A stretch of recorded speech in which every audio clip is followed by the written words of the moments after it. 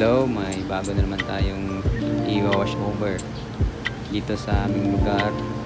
So first time ko mayroong audio na gagamit ako ng audio na papakita sa inyo. So i-wash over natin. Meron tayong ito, iayusin natin tong bumper nya dito sa side. Then liliit na din natin ang color, then nag-fade na rin. So ito, dumaan na ito dati, na-wash over na ulit.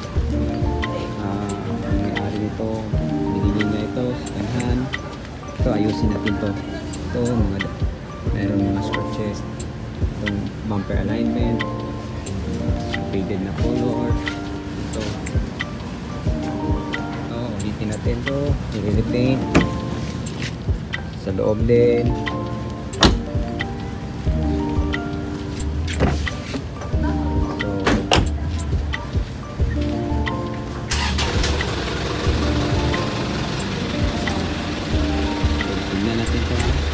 Watch kayo.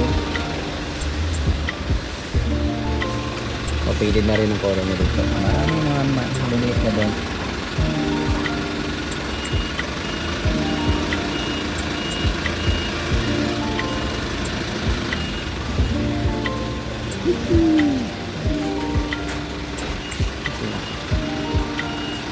Watch out kayo mga guys.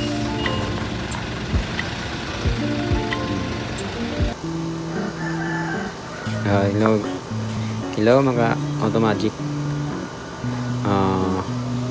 Nakita ko sa inyo ang day 2 ko sa trabaho ko. Ito yan, halos lahat balot na.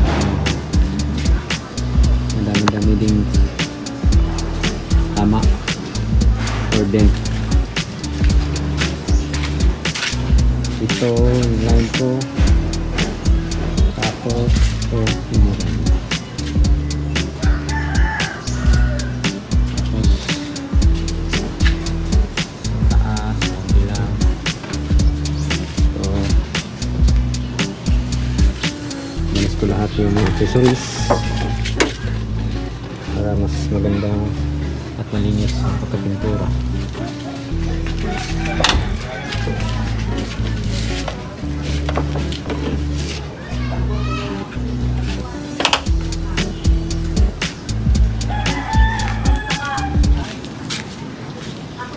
So hintay-hintay lang kayo mga ka-automagic. Maybe walang mag-iisa nagtatrabaho 10 days at matatapos to lahat. Abang-abang lang po kayo sa resulta, papasa sa inyo or hindi, depende na po sa inyo. So watch out mga ka-automagic. Basic lang ito, mura lang ang kuha ko dito. Hindi na masyadong mahal kasi hindi naman ako sa mamahalin talyo, kaya hindi ako bibigay ng mataas na presyo. Tama-tama lamang, pangarawang sahod lamang. Let's learn muna tayo mga guys. I-update natin to araw-araw. Sige po, nandito lang. Hello mga automagic, nandito naman po tayo sa ating continuous na vlogging sa aking trabaho. Ito ay nasa day 5 na po. Shinortcut ko lang po yung mga days kasi busy muna. Hindi naman masyadong detalyado yung mga trabaho. Simple lamang.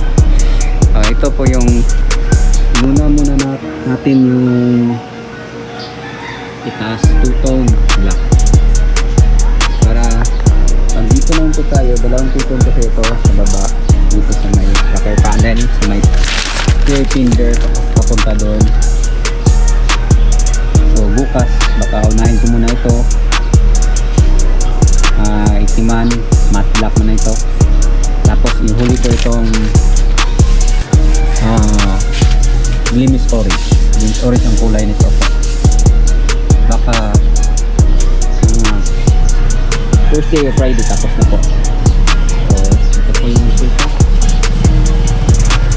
Yun ako muna yung itaas before ang yung malakihang kulay para mas madali. Kasi pag inuna mo yung malaking kulay, madaming taping, papel ang gagamit. So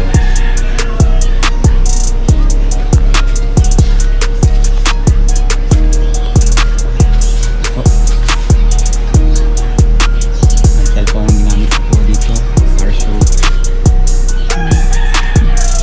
sa middle class, hindi high solid na clear, para show lang po ng pansa. So okay na po yan, matagal kumupas, tested na po yan ang sal gamit na gamit ko yan, ginagamit ko ang sal para show at minsan polylos, middle class niya.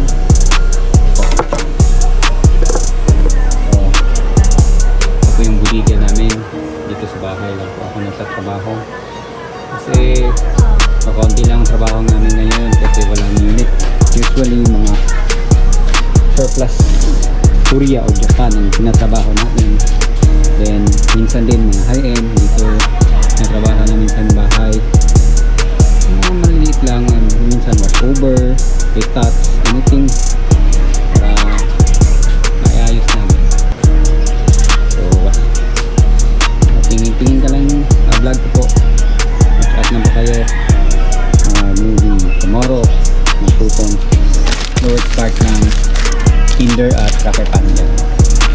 Okay guys, ito muna continuous photo bukas, ito lang muna ngayon kasi magkaumulan na naman. Sige, bye bye. Okay mga Automagic,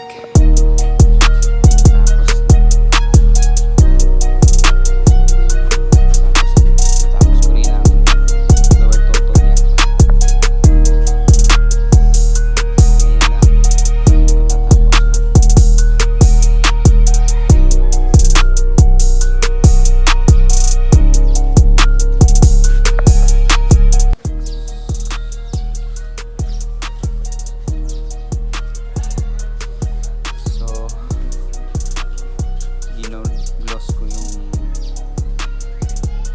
dating matte na cream, gloss ko at yung lower part na two-tone semi gloss. So hindi ko masyadong matte, semi gloss lang para at least kung pupunasan hindi mahirapan yung ano, kasi pag sobrang matte pangit, parang nagda-dry skin ang resulta pag pinupunasan.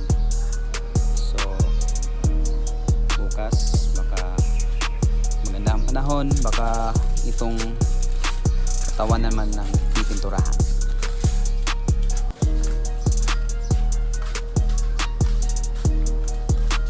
So goods na, basic lang.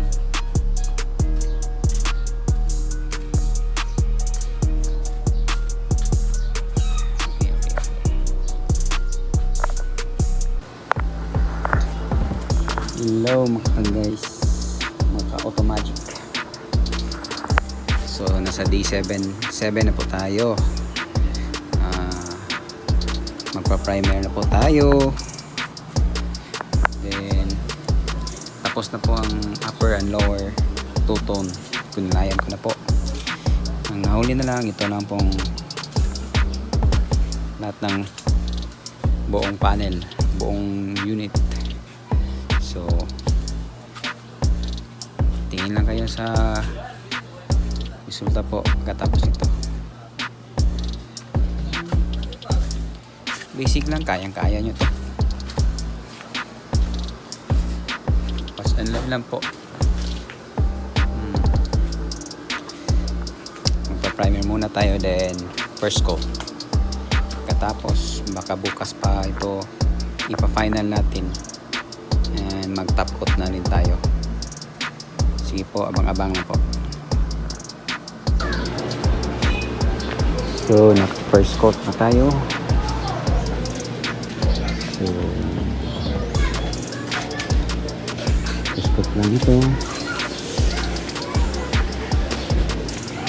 At bukas, pag maganda ang panahon, final coat na natin at i-coat na natin. So, meron mga konting minor defects na stone chips. Na konti lang. Ito, stone chips yan. Alam yan. Konting scratches. Ito, stone chips. Tapos ng loob, tapos na lang. Uy! May coat.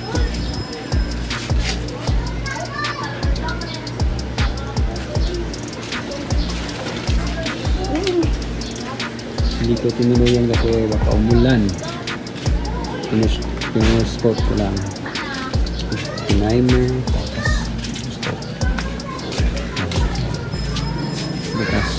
Tapos na ito. Sa likod.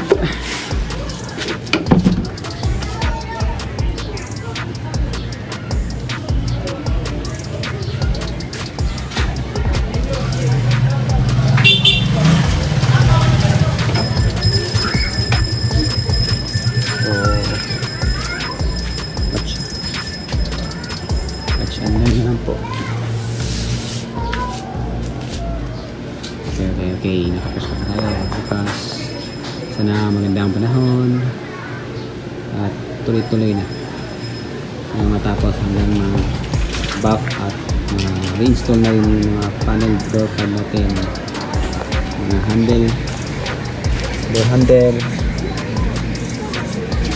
So, bukas i-ulan para isasahan ko pa yung side mirror, maliit na dito, maliit na detalye lang. Hindi na masyadong mabigat ang trabaho. Sige po mga automatic, pasok na po kayo. Okay, tapos na tayo sa kulay. Clear coat na lang, kulang natin. So hinintayin natin mamat ang color. Tapos patungan natin ng clear coat para matapos na. Hintay na lang. Hintay. So, okay ang lapat ng kulay.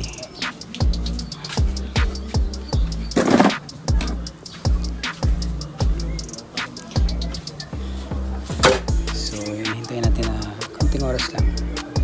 Flash up muna natin kasi para lumabas talaga ang pagkamat niya, then kulay. Tapos i-clear coat na tayo. Ansel Casio ang gamit ko sa unit na ito. So watch out mga ka-automatic. So sige po.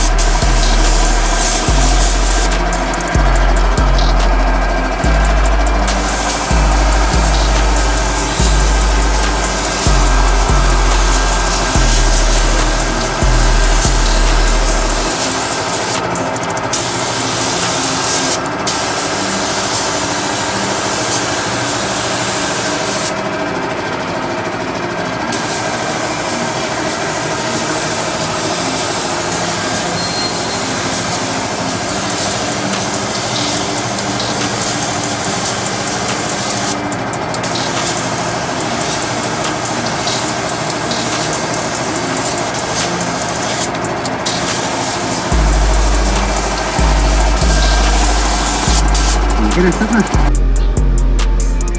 Okay, mga kapamagic. Na-clearcut na natin. So, minadali natin kasi baka umulan. Tapos masyadong mainit. Then, so dalawang patong lang ginamit ko kasi budget tayo. So, okay na, goods na. Ito talaga resulta ng Casio Ansal. Okay na rin. Masyado na laminated. Good na rin. So, few days ibabap natin.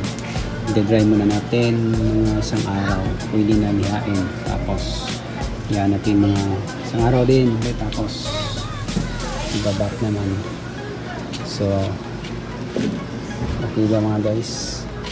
Comment lang kayo kung hindi kayo kasiyahan o may advice o anything na pag-move sa trabaho natin sa akin. So, ito po. Tapos rin, salamat sa Diyos hindi umulan. Kasi araw-araw umulan dito sa aming lugar. Kaya hinahabol ko ang oras. Baka umulan na naman. Init ngayon pagka bandang hapon umulan. So, ang kulay po natin ay glimpse orange. Ang kulay na ginamit natin ay polygloss o Ansal kasi mas mahal ang Ansal. Nasa 1,000 ang isang quart nito ng glimpse orange sa polygloss. Then Casio nasa mga 700. So, dalawang quart na Casio ang ginamit ko lang. Tapos so bumili ako ng 3 quart na kulay baka may allowance din tayo pag mayroong mga kunting retouch para hindi tayo mahirapan kung may mga imperfection o kulang-kulang pa sa kulay. So mga bang na lang po, finish na lang po at install na lang po. Bye bye. Hello mga ka-automagic. So nandito naman tayo. So tapos na po. Tapos na po yung trabaho ko. So ito po natapos na, diba sinabi ko 10 araw. Pero na-extend ako ng 2 araw kasi palaging umuulan. Tapos magbabak, hindi pwedeng magbak na laging umulan kasi moisture hindi mo masyado napalabas yung tinta ng sasakyan. So ginawa ko lang ito single stage lang na bapping, stage 1 then wax. Hindi na ako ng stage 2 kasi wala akong foam pad, pero goods na ito. Na-restore natin yung kanyang headlight. Dati manilaw-nilaw, ngayon okay na, pwede na. So yung ring, yung kanyang water panel, yung tinder na to, yung roof, yung two-tone black ito. Okay na, wala na yung faded color. So ganyan,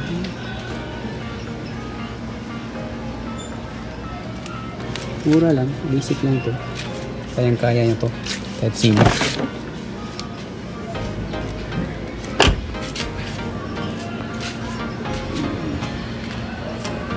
Minor cleaning na lang po, tapos ayun na, pull out na ito. Tinatagal ko dito baka magasgas. So papulat ko na ito ngayon kasi lumuwag naman dito sa aming lugar. Then balik na naman ako doon sa dating trabaho na palawan ko. sa maso. Salamat.